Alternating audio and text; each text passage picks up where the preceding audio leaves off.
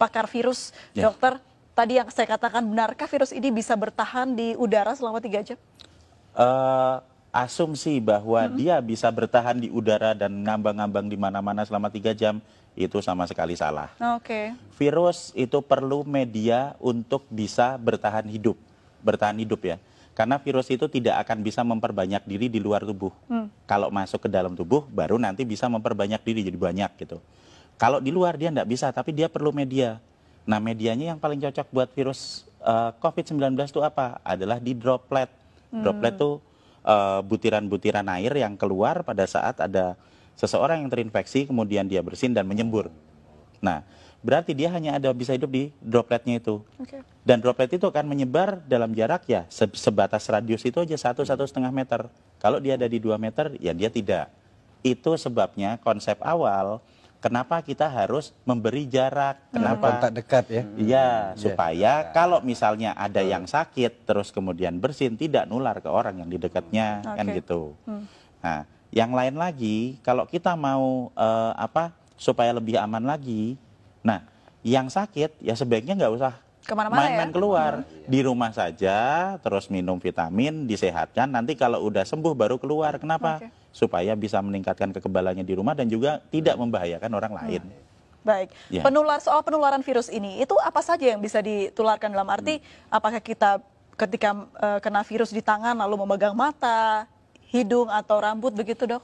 Sekali lagi, virus selalu butuh media untuk bertahan hidup. Semakin dingin, semakin basah, makin gelap, dia bisa bertahan hidup semakin lama. Di droplet itu basah. Nah, kalau misalnya katakanlah saya ada di dekat sini, kemudian saya bersin misalnya, saya bersin. Nah, droplet yang ada di situ, kalau misalnya nanti kena di baju, nah dia akan bertahan juga di baju lama. Nempel. Ya, lah terus pas pada saat kita buka baju, terus nanti kena hidung kita, ya akan masuk ke dalam.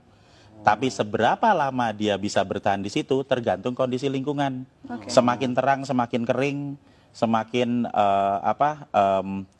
panas, dia juga nggak akan bisa bertahan hidup lama. Jadi sebenarnya virus ini punya kelemahan banyak sekali. Jadi dia hanya bisa bertahan di droplet. Kalau misalnya ada yang bilang, misalnya kan kalau misalnya dia ditaruh di meja yang dingin gitu, bertahan 9 hari. Ada hoax seperti itu. Itu hoax ya, Dok? Menurut saya hoax. Kenapa? Nah, kalau dia hanya bisa bertahan di dalam droplet. Di dalam droplet itu kalau misalnya dia kondisinya tidak sesuai dengan dia dan terjadi penguapan, kan jadi kering, dia nggak bisa bertahan lama. Jadi droplet ini sesuatu yang cair begitu ya, Dok? Cair, iya. Itu loh, tetesan lendir atau cairan yang ada di situ. Dan kalau misalnya kita bersin di satu lokasi, atau di meja misalnya, kemudian kita langsung dibersihkan dengan desinfektan, dibersihkan dengan sabun, dibersihkan dengan pembersih lantai atau apa, itu dilap gitu, dalam waktu 3 menit sudah hancur. Jadi virus ini gampang hancur dengan pelarut lemak, dengan sabun, dengan deterjen dan macam-macam, termasuk kalau nempel di baju kita terus langsung masukin mesin cuci, itu virusnya hancur. Kelemahannya seperti itu. Nah, kelebihannya nyebarnya cepat. Jadi sebenarnya kita bisa tahu kelemahan dan kekuatan virusnya dengan jelas supaya kita bisa ngatasi. Kita harus tahu dulu kalau kita mau bertempur, kita kan harus tahu dulu musuhnya. Kalau kita tidak tahu musuh kita apa, yang terjadi apa? Kita cuma ketakutan aja. Wah, nanti kena, saya sekarang kena, besok mati, ya enggak lah. Kalau dari segi virusnya atau ya faktor dia bisa tumbuh begitu, apakah benda yang dia hinggapi begitu ya, Dok, ya, itu mempengaruhi juga si virus ini bertahan hidup begitu, seperti di plastik berbeda dengan di kayu mungkin? Iya, semakin dingin dia bisa bertahan hidup semakin lama. Tapi permasalahannya di sini adalah bukan seberapa lama dia bisa ada di situ, seberapa ingin kita dia hidup. Seberapa kita ingin supaya virus itu tetap hidup. Kalau kita pengen virus itu cepat mati supaya nggak nular, ya kalau misalnya kita tahu mejanya kotor ya dibersihin aja, disemprot dibersihin. Ada yang bersihin misalnya ya cepat-cepat disemprot dibersihin. Semakin kita diamkan paparan virus yang ada di situ ya dia akan bertahan semakin lama.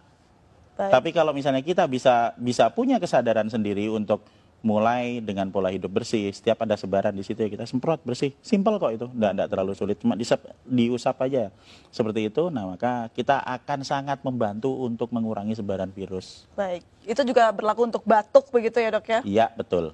Dan kalau tetap mata nggak mungkin ya dok ya Enggak, misalnya. enggak, sama sekali tidak mungkin. Apalagi hanya pikiran. Iya, hanya kalau tetap pikiran. mata ntar jatuhnya ke hati ya dok. Baik, Namanya halu baik, itu, halu. halu. Kalau bicara soal bagaimana dampak negatif dari virus ini, apa dampak yang paling buruk bisa dihasilkan dari virus ini dok? Jadi kita akan kembali lagi ke sifat virus. Virus ini pertama, cepat menyebar. Jadi dia akan sangat mudah beradaptasi, bisa menempel di saluran pernafasan manusia. Yang kedua, fatality rate-nya tidak besar.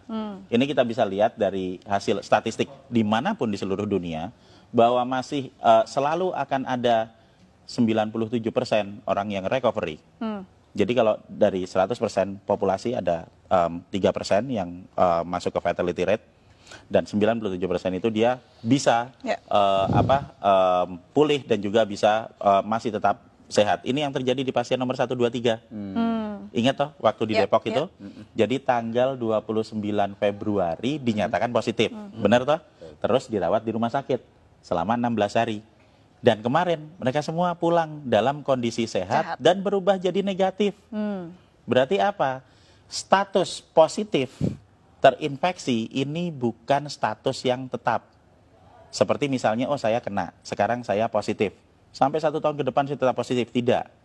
Itu akan berubah seiring dengan peningkatan kekebalan tubuh. Jadi kalau hari pertama saya terinfeksi, saya akan positif. Hari ke-7 saya masih tetap positif. Tapi nanti di hari ke-10, pada saat antibodi saya mulai naik di 7 hari pasca infeksi, di hari ke-10 antibodinya banyak, kita akan berubah jadi negatif. Puncak produksi antibodi ada di hari ke-14, sehingga di hari ke-14 dia akan habis semua virusnya, dinetralkan oleh antibodi. Itu yang terjadi pada pasien nomor 1, 2, 3.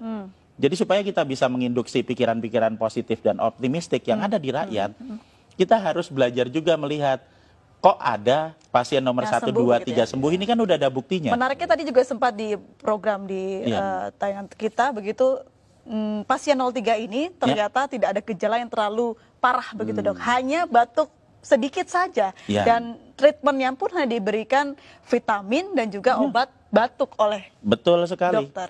Nah, kenapa virus ini bisa tidak semua orang terkena paru-paru dok? Nah, jadi kalau kita mau melihat keganasan virusnya, itu kita jangan melihat kita harus kembali ke struktur virusnya ya. Struktur virusnya lagi, sifat virusnya. Virus ini bentuknya tetap, dia akan menyerang ke semua manusia. Dia tidak berubah. Yang menyebabkan terjadinya perbedaan adalah di manusianya. Ada manusia yang sehat, yang memiliki saluran pernapasan yang sehat, sehingga pada saat terinfeksi, yang akan keluar adalah batuk, ya kan? Kemudian nanti bersin, pilek, kemudian dia demam sampai paling 5 hari. Dan kemudian di hari ke-7 dia akan mengalami recovery. Dan di hari ke-14 dia full sembuh, persis seperti pasien nomor 1, 2, 3. Tapi untuk orang-orang yang berada di dalam grup dengan resiko tinggi, misalnya yang udah berusia lanjut. Kalau orang usianya lanjut, kemudian dia nanti akan memiliki pengurangan dalam hal produksi antibodi karena usianya udah lanjut. Ini usia berapa tahun ke atas dok? 60 tahun? Di statistik itu dia ada di usia antara 70-80. Itu di statistik datanya. Terus yang kedua, manusia dengan komplikasi penyakit, diabetik misalnya, atau hipertensi, atau stroke, gitu kan. Dan yang ketiga adalah manusia yang memiliki riwayat gangguan pernapasan, misalnya TBC, misalnya bronkopneumonia, bisa jadi juga asma. Maksudnya adalah saluran pernapasannya sudah mengalami kerusakan sebelum ditempeli virus, sehingga pada saat ketempelan COVID-19 akan lebih parah.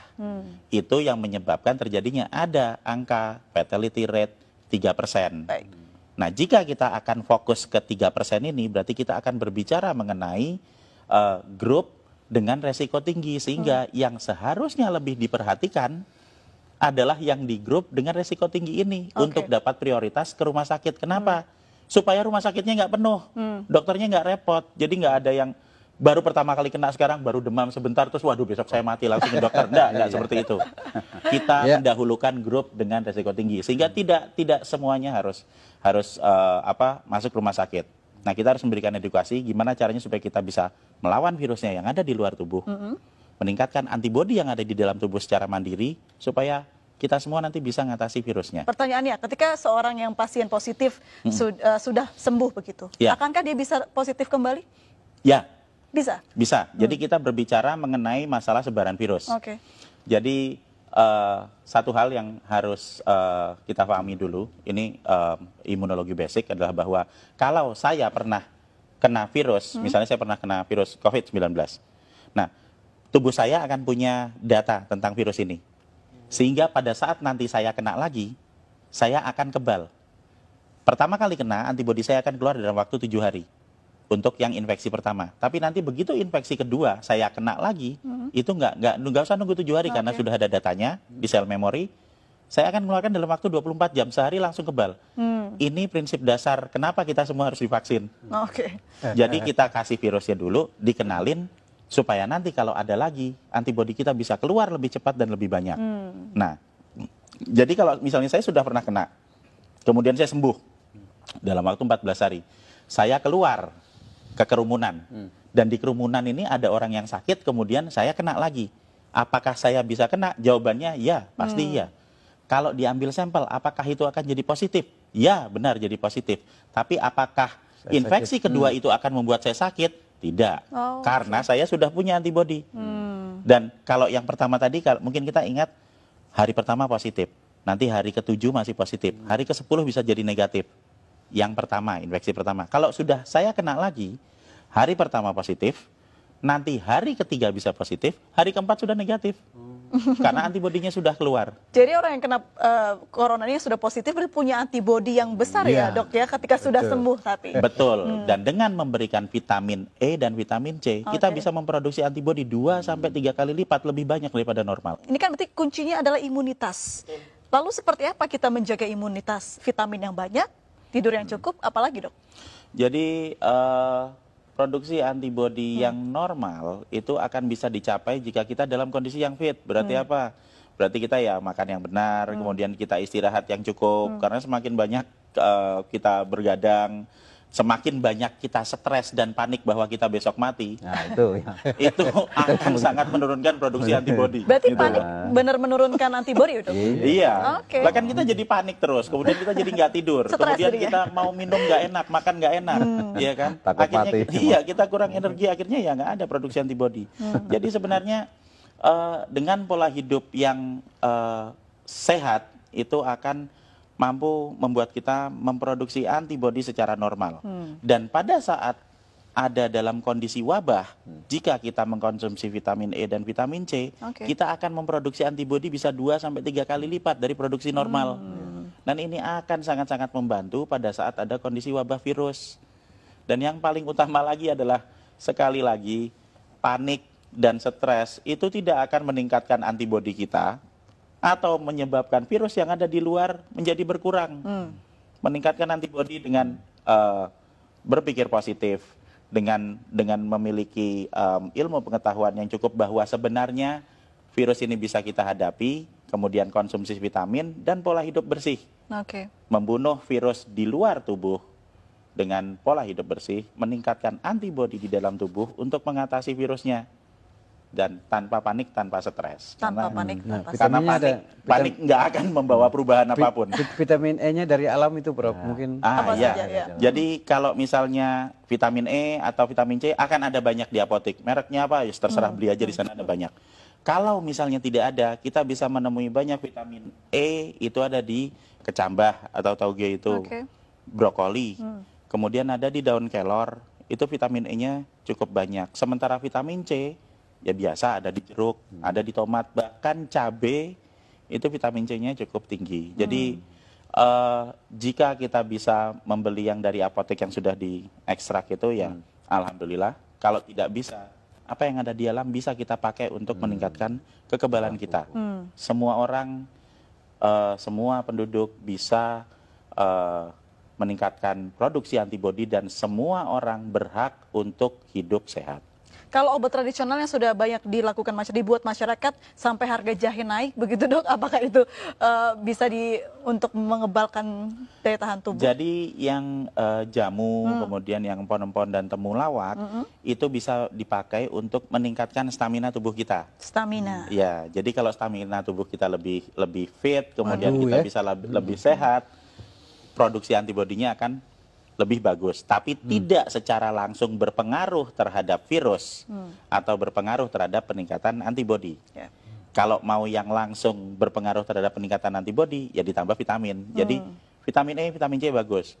Vitamin E, vitamin C sambil minum jamu itu tambah bagus lagi. Oke. Iya. Baik, kalau dilihat dari ya mungkin ciri-ciri virusnya, bisa bertahan lama di cuaca apa ini dok? Apakah cuaca di Indonesia yang mulai memasuki musim kemarau bisa membantu gitu? Oke, hampir sebagian besar kuman itu senang dengan tempat dengan 3 syarat, gelap, basah, dan dingin.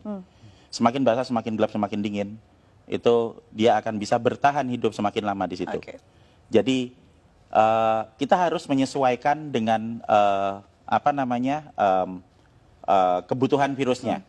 Kalau kita ingin virus itu tidak ada di lokasi kita, ya kita bikin tempatnya yang terang, yang panas, ya kan, kemudian yang kering. 3 syarat itu terpenuhi, virus itu akan lebih cepat hancur. Kira-kira berapa bulan virus ini akan berlalu? Perkiraan saya, mungkin kita belajar melihat dari Wuhan. Wuhan dia mulai 2019 berarti Desember, Januari, Februari, Maret, dia 3 bulan. Berarti ya mungkin kita akan paling lama 3 bulan. Tapi dengan kondisi di negara kita yang tropis, sinar ultravioletnya banyak, mungkin kita bisa jadi lebih cepat dan akan lebih cepat lagi kalau semua masyarakat mau bersama-sama memulai pola hidup bersih. Ya, ini kuncinya ya. Iya, karena virus itu kan dia akan hidup di lingkungan, bukan cuma di dalam tubuh kita doang, ada yang di dalam tubuh, ada yang di luar tubuh. Kalau semua orang, semua rakyat kita mulai pola hidup bersih, mulai bersihin tangan, mulai untuk menjaga jarak. Kalau kita tahu resikonya, orang yang sakit ya jangan keluar, di rumah aja dulu. Kemudian kita sering bersih-bersih rumah, sering ngepel rumah. Kalau kita pulang ada baju, langsung masukin cucian. Itu akan mempercepat pemulihan negara kita. Jadi kita tidak bisa bekerja sendiri, kita harus bekerja bersama-sama. Supaya apa? Supaya nanti wabah ini bisa cepat selesai dan semua orang bisa cepat sembuh. Dan sesudah itu nanti mungkin 3-4 minggu lagi kita bisa ketawa bersama-sama. Berarti tingkatkan imunitas dan jaga pola bersih hidup sehat begitu ya dok ya. Baik, rupanya sekurang kita harus berbincang ini begitu ya, tapi waktu juga yang harus memisahkan kita. Baik, terima kasih dokter, terima kasih Pak Trubus, terima kasih Pak Bahtiar sudah berbincang bersama kami pemirsa. Demikianlah Indonesia Bicara malam hari ini. Saya Aprilia Putri pamit dan sampai jumpa.